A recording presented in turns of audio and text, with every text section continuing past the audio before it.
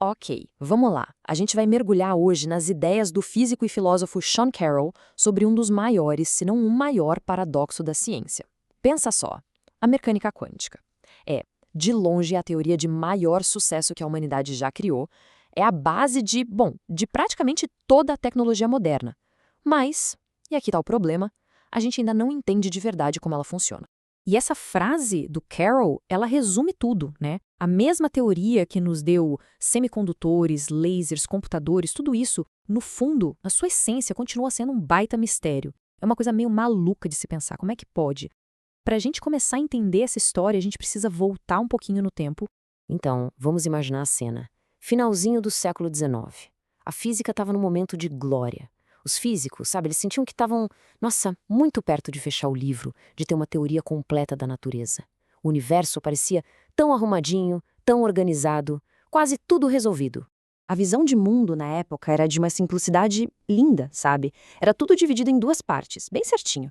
De um lado a gente tinha as partículas, os tijolinhos que formam a matéria, do outro os campos, tipo o campo elétrico, magnético, da gravidade, que eram os responsáveis pelas forças que moviam essas partículas.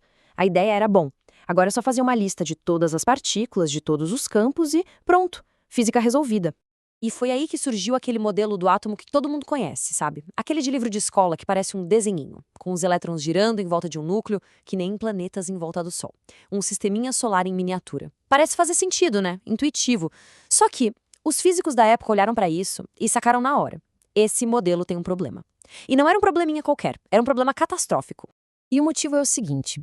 Pela física clássica, a física de Newton, uma partícula com carga elétrica que está se movendo em círculo, tipo um elétron girando, tinha que emitir luz, tinha que irradiar energia. E, ao fazer isso, ela ia perdendo força, perdendo velocidade. E o que aconteceria? Ela ia começar a fazer uma espiral para dentro, cada vez mais rápido, até, pá, bater de frente com o núcleo.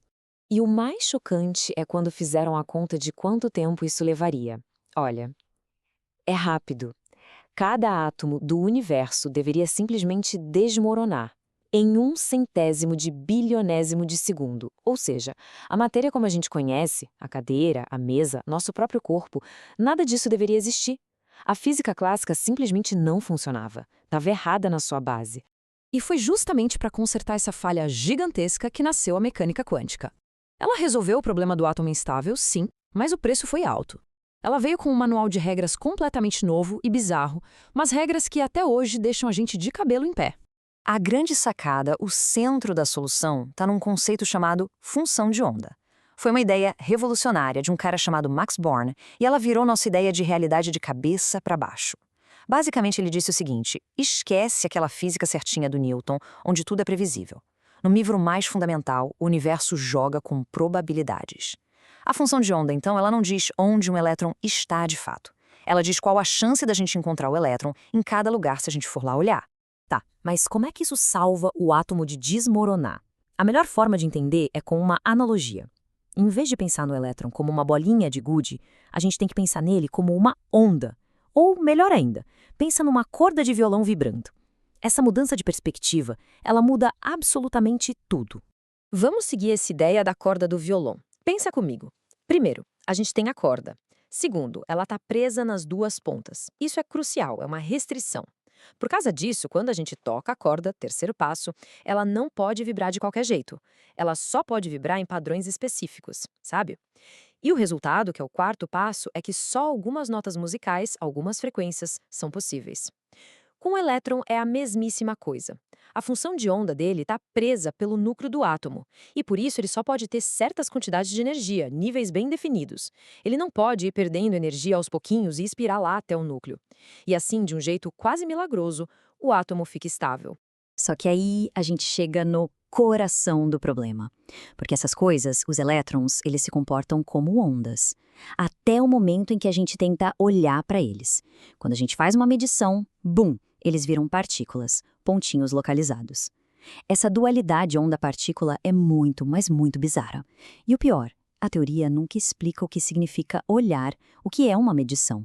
Esse é o famoso problema da medição. E até hoje os físicos quebram a cabeça com isso. Mas a história fica ainda mais profunda.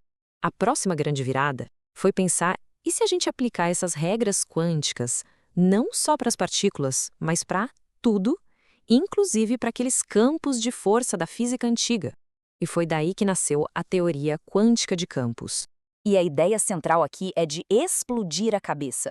O universo, no seu nível mais fundamental, não é feito de bolinhas minúsculas. Ele é feito de campos, campos que preenchem todo o espaço-tempo. Existe um campo de elétrons, um campo de quarks, um campo para cada coisa.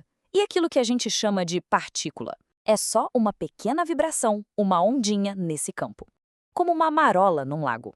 E o mais genial é que isso explica por que a gente tinha aquela intuição antiga de partículas e forças. É que existem dois tipos de campo.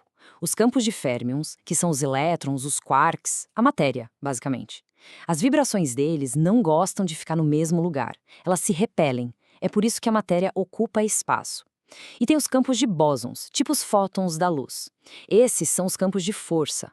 As vibrações deles podem se empilhar umas sobre as outras sem problema nenhum. Juntando todas essas descobertas, peça por peça, ao longo do século XX, os físicos construíram a teoria mais completa e precisa que a gente tem sobre a realidade. Ela se chama o modelo padrão da física de partículas. Só que conforme os cientistas iam investigando esse mundo novo, eles não paravam de encontrar surpresas. Por exemplo, quando descobriram o muon, que é tipo um irmão mais gordo e instável do elétron, o físico I. I. Rabi soltou a famosa frase: "Mas quem foi que pediu isso?" A natureza se mostrava muito mais complexa do que qualquer um imaginava. Mas no meio dessa bagunça, um padrão super elegante começou a aparecer. A matéria parece vir em 3 famílias. A primeira família é a que importa pra gente no dia a dia. Tem os quarks up e down, que formam prótons e nêutrons, e o elétron e o neutrino. E as outras 2 famílias? São basicamente cópias exatas da primeira, só que mais pesadas e que se desintegram rapidinho. E como toda essa matéria interage? Através de 4 forças fundamentais. E cada força tem sua própria partícula mensageira, um bóson.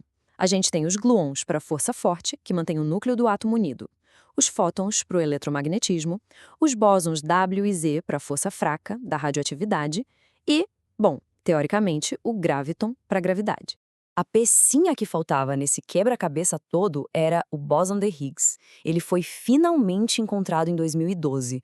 Ele é a vibração de um campo que preenche o universo inteiro. E é a interação das outras partículas com esse campo que dá a elas uma propriedade fundamental, a massa. E aí está, a gente tem essa teoria, o modelo padrão, que é absurdamente bem-sucedida. Ela prevê com uma precisão inacreditável o resultado de todos os experimentos que já fizemos. E mesmo assim, a gente sabe com 100% de certeza que ela não é a história completa. Ela deixa de fora algumas das maiores perguntas que existem. Primeiro de tudo, a gente volta lá para o começo, o tal do problema da medição. A teoria funciona, mas ela continua sem explicar o que diabos é uma medição. Por que o universo parece ter um conjunto de regras quando ninguém está olhando e um conjunto completamente diferente no exato momento em que a gente olha? Depois, tem a maior pista de que falta algo e ela vem lá do espaço.